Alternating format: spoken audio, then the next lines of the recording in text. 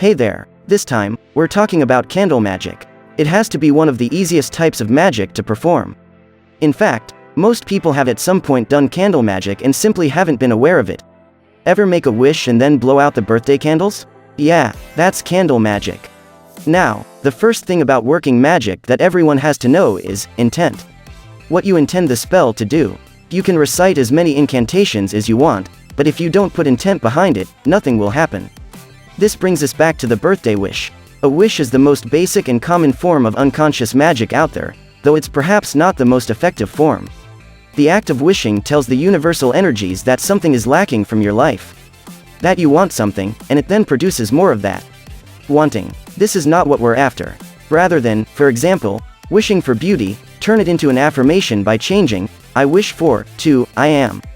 The energy that makes up you and by extension the universe, is programmed to bring what you think about into reality. If you have been thinking, I'm stupid or I'm ugly, then the universe will produce more of that. I know how hard it can be to break the impulses to think these kinds of things, but if you're going to do magic, then you need to get used to the idea of conscious thought.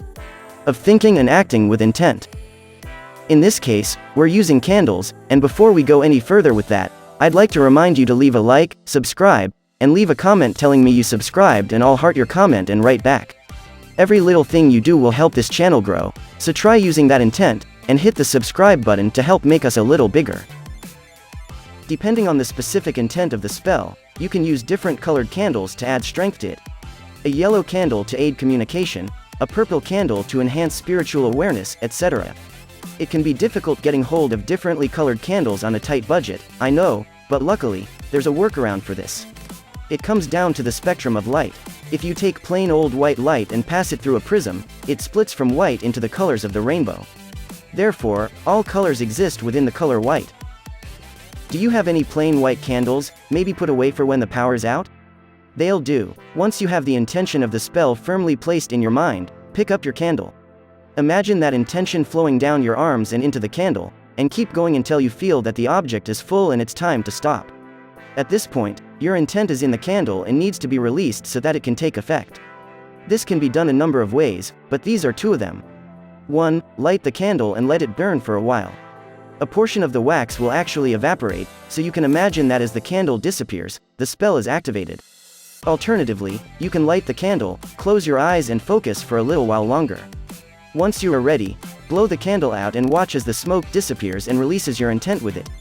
To wrap this up, a lot of witches prefer to use candles made of soy or beeswax as they are the safer and healthier option, as standard paraffin candles release less than safe chemicals when burned, but candles that are made of natural wax are softer and more often than not, more expensive, so since I'm not Mr. Burns, my standard, unhealthy paraffins will have to do. Regardless of what you choose, do some research on your own first to see what you're comfortable with, and remember to never leave a burning candle alone. If you need to leave, blow it out first. Thanks for watching, guys. That was just the basics of candle magic, so if you have any questions, this is the place to ask them. Hit the like button, and when you subscribe, be sure and tell me in the comments section, I subscribed, and I'll write back and heart your comment. Take care of yourself, and blessings to all.